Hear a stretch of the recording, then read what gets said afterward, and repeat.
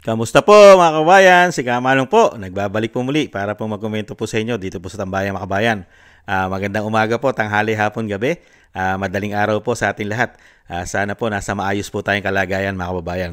Ito po, komentuhan po natin mga tambay. Ito po, putok na po sa social media, mainstream media. Ito pong pagkakasangkot po dito po sa Senado, lalong-lalo po sa pinagbabawal na damo mga kababayan. Ito pong sinasabing session. Ito po, tinukoy na po. Tukoy na raw po kung sino ito. Ito po ay dating artista, mga tambay, na si Nadia Montenegro, mga tambay, ang sinasabi po ng balita. At ito po ay isang tauhan po ng Senador Padilla, mga kababayan. Pakinggan po natin ang balita at komentuhan po natin, mga kababayan, itong joint session po sa Senado. Natuldukan na ang misteryo. Tukoy na ang babaeng staff ng isang senador na nag-joint session daw sa loob mismo ng Senado. Alamin kung sino siya sa agenda report ni Dexter Ganibe ng Abante. Pinagsusumiti na ng opisina ni Senator Robin Padilla si Nadia Montenegro ng kanyang komento kasunod ng incident report na tumutukoy sa kanya sa naunang report ng politiko na babaeng staff ng senador na nagtsutsongke sa loob ng Senate building. Sabi ni Attorney Rodolph Philip Horado, Chief of Staff ni Senador Padilla, binigyan na nila ng 5 araw para magsumite ng kanyang panig. Ni-require natin to explain in writing. Kasi sa totoo, hindi ko, sabi ko nga doon sa empleyado, hindi ko alam kung ikaw ang minimension dito. But nonetheless, explain in writing kung ano masasabi mo rito. Itong sa news item na lumabas dito. Ngayong hapon, isinumite ng Office of the Senate Sergeant at Arms ang incident report ng Security Enforcement Service. Nakasaad sa report na ang unang insidente ay nangyari noong 2 linggo ng Hulyo sa 5 palapag ng Senado na nangamoy marijuana pero hindi na nila natuntun kung sino ang umiskor. Ang 2nd insidente naman ay nangyari lang nitong Martes, August 12, kung saan staff ni Senator Lacson ang nag-report sa gwardya kaugnay ng malakas na amoy ng MJ na nagmula sa CR ng mga babae. Nang pasukin nito, ang inabutan sa loob ay si Nadia Montenegro. Pero nang tanungin ng gwardya ay itinanggi daw niya ito. Katuwiran niya, maaring yung kanyang vape ang naamoy ng staff ni Senator Lacson. Ayon kay Atty. Horado, naka-leave ngayon si Montenegro pero hindi niya ito hadlang para makapag-comply siya sa 5 araw na palugit. Nagpaalala naman si Horado sa mga kapwa staff ni Senator Padilla. Alam naman nila yung bawal at hindi, no? So, wala naman. Sinabi ko lang, mukhang tayo subject tayo ng mga ganitong klaseng news na hindi natin alam kung totoo. Hindi, you have to be very careful. Of course, hindi na kailangan sabihan dahil alam naman nila kung ano yung tama o hindi.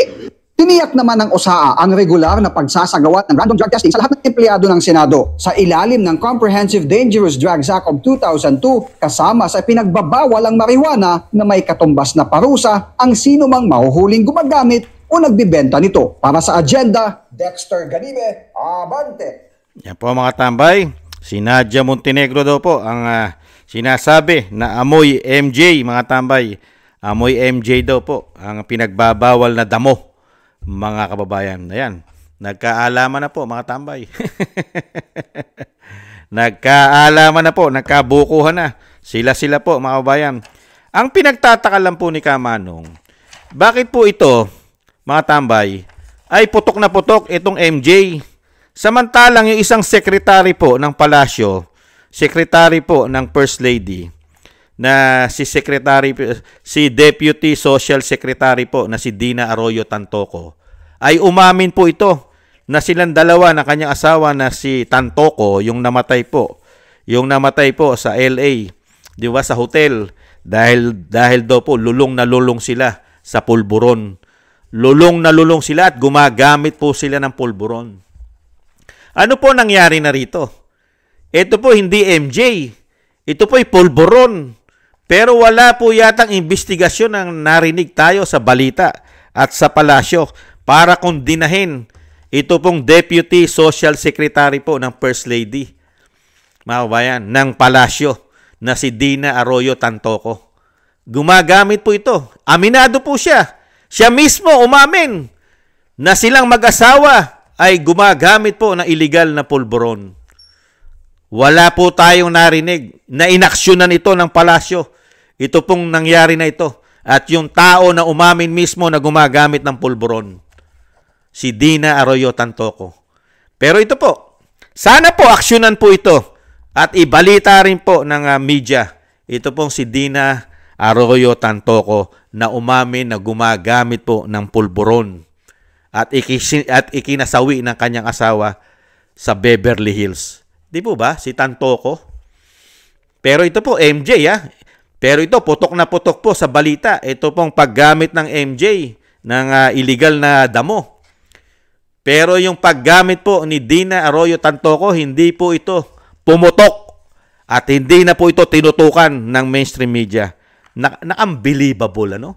Samantalang pulburon, nasa palasyo nagtatrabaho, mga babayan, secretary ka ron, isa kang social, deputy social secretary ng Malacanang, ibang klase, no?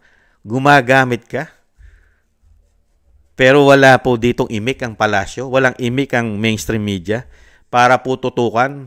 Kaya nga po, para po malaman lahat ang ating gobyerno, ang nagtatrabaho sa gobyerno, talaga po kailangan po talaga yung random na hair follicle drug test sa lahat.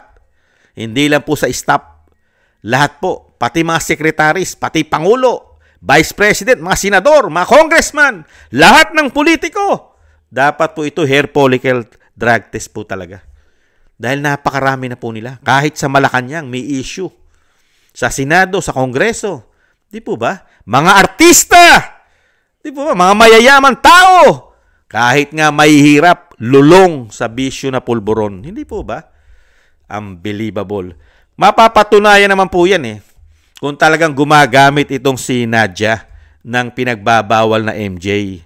Kung talaga po siya nagsesesyon na illegal na MJ, di pa ipatest. Ipa-drug test. Yun lang naman po yun. Ipa-drug test siya. Hair follicle drug test nang makita po. Kung talagang siya hindi gumagamit at siya naninigarilyo lang. Hindi po ba? Napakasimple solusyonan yan. Ang tanong, papayag ba sila magpa-hair follicle drug test? Yun lang naman po yun, mga kababayan. At wala po tayong sinisino dyan. Ngayon, para po makaiwas din si Senador Robin Padilla dyan, pati siya, para mawala siya sa issue ng session ng MJ, pati po siya ay magpa-test. Di po ba? Magpa-test din po siya ng hair follicle drug test para po yung kanyang sarili ay mailayo po sa issue na gumagamit niyan. Hindi po ba? Yan lang po yan. Para masabi pong malinis silang lahat dyan. Kaya nga po, sa susunod pong administrasyon, pag po napalitan ang administrasyon po natin ngayon, mga kabayan, dapat na pong isabatas ang random drug test sa kanila. Every 3 months. Every 3 months po o every 6 months. Twice a year. Dapat po silang hair follicle drug test lahat. Para po makaiwas na po sa mga demonyo. At mga magnanakaw na politiko umano na gumagamit ng mga illegal na MJ, illegal na pulburon, makaiwas na po. Ang mga Pilipino ay kampante dahil po malalaman po natin na ang mga naglilingkod sa atin ay hindi po mga bangag. Hindi po ba, mga kabayan? Yan po, mga kabayan, ang iintayin na lang po natin kung aaksyonan po ito ng Senado at kung mag-comply itong si Nadia Montenegro. At sana, para matuldukan din po ito, yung sinasabi ko nga po, mga tambay, ipa-drug test nyo para magkaalaman. Hindi po ba? Hintayin po natin ang sagot ni Nadia Montenegro dito po sa issue na pinupukol sa kanya ng kanyang session ng MJ, mga kababayan. Pinangalanan na po siya, mga kababayan. At itong si Robin Padilla, Senator Robin Padilla, yun nga po, sinasabi ko, uulitin ko po, para mailayo rin po kayo sa issue ng MJ at ng pulburon, magpa-drug test din po kayo, Senator Robin Padilla, para po magkaalaman na kung sino-sino po ang gumagamit dyan. Sana lahat po kayong senador at lahat po ng staff na nagtatrabaho sa Senado ay magpa-hair follicle drug test. At sana, umpisahan po ng mga senador para po sumunod ang palasyo, para po sumunod ang Kongreso. Di ba? Para po yung sinasabing pakapala na lang ng muka. Di po ba? Pagka makapal ang mukha mo, hindi mo gagawin. Ganun po talaga. Yung ayaw, pakapala na lang po ng mukha. Hindi po ba mga kabayan? Muli po mga kabayan, thank you po sa nagusto po ng Tambayan mga kabayan sa YouTube at TikTok. Sa mga subscribers po natin, maraming salamat po sa inyo. Ingat-ingat po kayo, mabuhay po kayo. At sa mga magsusubscribe pa po, thank you. At sa mga nagko-comment, like, share, and subscribe, maraming salamat po. At thank you rin po sa mga nagbibigay po ng tulong at biyaya. Shoutout po sa inyo.